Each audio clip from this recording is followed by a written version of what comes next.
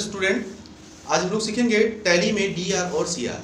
ज़्यादातर बच्चे problem create करते हैं कि डी आर और सी आर में हमको ज़्यादा प्रॉब्लम क्रिएट हो रहा है। सर हम समझ में नहीं पा रहे हैं कि किसको हमें डेबिट करना है, किसको क्रेडिट करना है। डी आर को हम डेबिट बोलते हैं और सी आर को हम क्रेडिट बोलते हैं। तो आपके मन में क्वेश्चन चल रहा होगा, सी आर का सर खेत वाला सी आर तो नहीं बोल रहे? नहीं भाई, ऐसा नहीं है, खेत वाला सी आर की बात नहीं हो रही यहाँ पे डेबिट और क्रेडिट की बात। डेबिट मतलब होता है रीडी, हिंदी में बोलते हैं रीड लेने वाला, और हम कर सकते हैं लेनदार। डेबिट मतलब क्या होता है? लेनदार, मतलब जो ले रहा।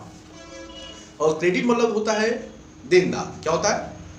देनदार। तो इसको बोलते हैं क्रेडिटर और इसको बोलते हैं डेबिटर। किसको? लेनदार को। अब यहाँ पे समझ में आ रही होगी सर कि हमें डेबिट और क्रेडिट। डेबिट मतलब होता है पाने वाला, जो पा रहा हो, जो वस्तुएं हमको मिल रही हो उसको हम बोलते हैं डेबिट, और जो मेरे पास से जा रही हो उसको क्या बोलेंगे? क्रेडिट। क्या बोलेंगे? क्रेडिट। क्यों? क्योंकि जब मैंने आपसे बोला लेना होगा जब, तो हम क्या बोलेंगे? डेबिट। और जब हम किसी को देंगे तो हम क्या बोलेंगे? क्रेडिट। तो अब चलते हैं यहाँ पे आ जाते हैं कुछ क्वेश्चन हम लोगों के सामने है यहाँ पे, कैसे समझेंगे समझने के लिए। चलिए यहाँ देख लीजिए, मैंने यहाँ पे आपको बता दिया डेबिट मतलब होता है प्राप्त करने वाला, मतलब पाने वाला।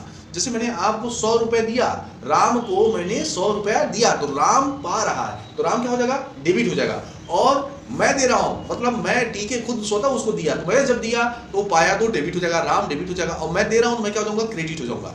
तो मैं क्या हूं? देने वाला, और वो क्या है? राम क्या है? पाने वाला। तो यहाँ पे डेबिट और क्रेडिट हमें लगता है आपको समझ में आ गई क्वेश्चन के अकॉर्डिंग। अब हम चलते हैं, यहाँ पे आपके मन में क्वेश्चन चल रहा होगा, सर जी यहाँ पे लिखा है कि personal account, real account, nominal account. बिल्कुल इसको आप समझिएगा, लेकिन सबसे पहले हमें कुछ चीजें अपने डाउट क्लियर करना है। अगर आपको मतलब डेबिट और क्रेडिट दोनों अच्छे से समझ में आ जा रही है तो आप आराम से कर सकते हैं क्वेश्चन, क्योंकि अगर आपको ये चीजें नहीं समझ में आएगी तो आप नहीं कर पाएंगे। तो मैं आपको बता दे रहा हूँ, आपको यहाँ से समझना है, ठीक है। मैंने ये डेबिट मैंने आपको बता दिया और क्रेडिट भी बता दिया, ठीक है। अब नेक्स्ट हम यहाँ पे आ जाते हैं, एक बार आप देख लीजिए क्वेश्चन। यहाँ पे यहाँ लिखा है पेड वेजेस पेड। मैंने कहा वेजेस पेड, तो अब हमने पेड कर दिया, मजदूरी पेड कर दिया। वेजेस मतलब होता है मजदूरी, मतलब क्या किया? मजदूरी पेमेंट करना है। तो मजदूरी हम जब पेमेंट करेंगे तो हमारा किस तरह का अकाउंट है, किस अकाउंट में जाएगा? आपके मन में एक क्वेश्चन आने लगा, सर जी किस तरह का अकाउंट है? तो अकाउंट आप पहचानेंगे, बहुत उत्तम है। अकाउंट पहचानना है, देखिए आपको बस 1 मिनट लगेगा, आप इसको भी पहचान लीजिए। अकाउंट पहचानना भी जरूरी है।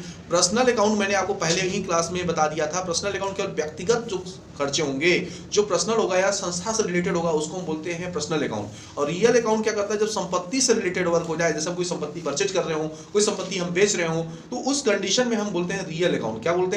Real account. तो रियल अकाउंट और पर्सनल अकाउंट, आपको देखिए इन सब में यही आपको कंफ्यूजन करता है। आप यहीं से कंफ्यूज होते हैं कि सर जी यहाँ पे प्राप्त करने वाला बता रहा है, यहाँ आने वाला बता रहा है, यहाँ व्यय और हानि बता रहा है, समझ में नहीं आ रहा। भैया इन सभी का एक ही निचोड़ है, आप एक ही बात जानिए, इन सभी का लॉजिक एक ही है। ये कह रहा अगर आपको पास मिलेगा तो क्या होगा? डेबिट होगा।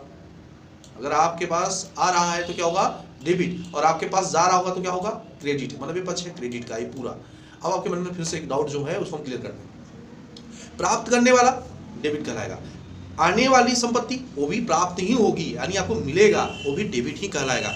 व्यय एवं हानि, व्यय मतलब मान लीजिए हमने मजदूरी, किसी को नाश्ता करा दिया या हमने मजदूरी दिया, तो मजदूरी जब दे रहे हैं तो हमारे पास क्या हो रहा है? खर्चे आ रहे हैं। क्या आ रहे हैं? खर्च आ रहे हैं। हम उसके बदले में जब हम पेमेंट करेंगे तो वो पेमेंट होगा। अब मेरे पास खर्च आ रहे हैं, तो खर्च का आना हो रहा है ना। जहां पे आने की बात हो, जहां पे किसी तरह से आने की बात हो रही है, खर्चा आ रहा हो या कैश आ रही हो या संपत्तियां आ रही हो, तो उस सभी में हम डेबिट करते हैं। क्या कहते हैं? डेबिट करेंगे। और अगर मेरे पास से कुछ चीजें जा रही हैं, जैसे हम खर्चे को पेमेंट, मैंने सैलरी पेमेंट कर दिया, सैलरी रिसीव कर रहे हैं, इन सारे चीजों के कंडीशन जैसे बनेगी, जैसे मैंने कहा आपसे कि मैंने 100 रुपया राम को दिया, तो 100 रुपया मैंने राम को दिया, तो मेरे पास से क्या जा रहा है? 100 रुपया जा रहा है, तो क्रेडिट हो गया। एक बात हमेशा माइंड में रखिएगा कि जब एक बंदा पता चल जाए, मतलब 2 लोग हैं और दोनों में से एक का पता नाम पता चल गया, मतलब कि वो डेबिट है, तो दूसरे का मिला जो ऑटोमेटिक क्रेडिट होगा।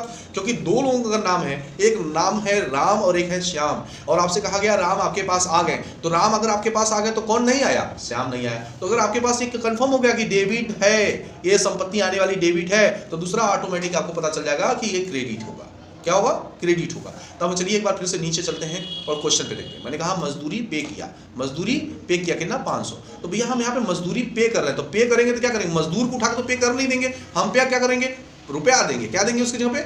रुपया देंगे। जब हम देखिए क्या दे रहे हैं? रुपया। रुपया मतलब दे रहे हैं, तो रुपया मतलब हमारा कैश गया, तो कैश हमारे पास से जा रहा है। मैंने कहा था क्या जा रहा है, जो जाएगा क्या होगा? क्रेडिट जाएगा। तो कैश हमारे पास से जब जाएगा तो क्या कहलाएगा? क्रेडिट कहलाएगा। क्या कहलाएगा? क्रेडिट। अब सीआर मत करना कि भैया खेत वाला सर जी हुआ कर रहा है, ऐसा नहीं है।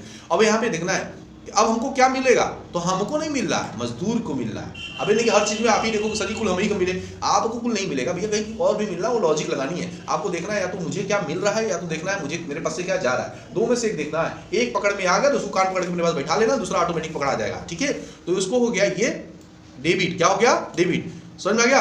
अब यहाँ पे बात करते हैं परचेज गुड्स फॉर कैश। अब यहाँ कह रहा है हम सामान खरीद रहे हैं, वो भी क्या, पैसा देकर, मतलब हम पैसे को देकर क्या कर रहे हैं, सामान को परचेज कर रहे हैं। तो मैंने आपको बताया था कि जब हम कोई सामान परचेज करेंगे, कोई भी संपत्ति की बात आएगी तो हो जाएगा रियल अकाउंट। क्या हो जाएगा, रियल अकाउंट। किसमें चला जाएगा, रियल अकाउंट, क्योंकि हमारा रियल अकाउंट में जाएगा। अब यहाँ पे बात आएगी कि सर जी यहाँ पे गुड्स का नाम का तो दे दिया, तो यहाँ पे हमारा नॉमिनल अकाउंट की बात कर रहा है, क्योंकि हमारा खर्चा भी है। हाँ जाहिर सी बात है, परचेज करेंगे तो खर्च होगी, इसलिए हमारा नॉमिनल अकाउंट में जाएगा। अगर हमारी संपत्ति होगी तो हम किसमें जाएंगे, रियल अकाउंट में जाएंगे। लेकिन अब यहाँ पे बात करना है डीआर और सीआर का। किसका बात करना है, क्वेश्चन को सॉल्व करने के लिए आपको डेबिट और क्रेडिट को ध्यान रखना है। अगर आप अकाउंट को ध्यान रखने लगेंगे तो कुछ डीआर और सीआर पहचानने में थोड़ा सा कंफ्यूजन पैदा हो जाएगा, क्योंकि अकाउंट्स के रूल्स के अकॉर्डिंग आप देखने लगेंगे तो कंफ्यूज हो जाएंगे। आप केवल देखिए डीआर और सीआर, मतलब आने वाले को जाने वाले को ही देखिए, और किसी को देखने की जरूरत नहीं है। तो अब यहाँ देखेंगे, जब हम कोई भी सामान खरीदेंगे, कहीं से भी हम सामान को खरीदेंगे, गुड्स मतलब क्या होता है, सामान। अभी मैं सुना का अच्छे हो गया सर जी, यस लग गया,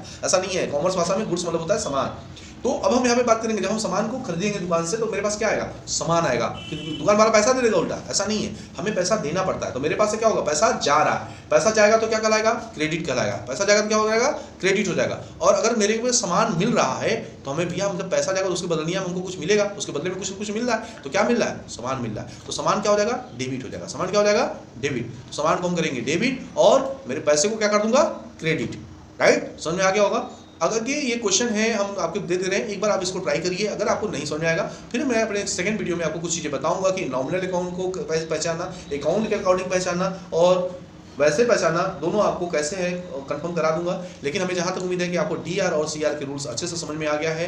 एक बात जरूर रखिएगा कि डीआर मतलब होता है पाने वाला, ठीक है, और सीआर मतलब क्या होता है, देने वाला। अब ये इसी को रूल को आपको जानना है कि जो आपके पास आएगा वो डेबिट, और जो आपके पास से जाएगा क्रेडिट। अगर आपके पास डेबिट नहीं आया, जैसे आपने मजदूरी दिया, तो मजदूरी में आपके पास मजदूर नहीं, खर्चे हैं, लेकिन उसके बदले में आप क्या पे कर रहे हैं, कैश आपने दे दिया, कैश आपके पास से गया, तो कैश अगर गया तो एक क्रेडिट हो गया, तो दूसरा का ऑटोमेटिक क्या हो जाएगा, डेबिट हो जाएगा। समझ में आ गया। Okay, thank you class, bye bye, take care.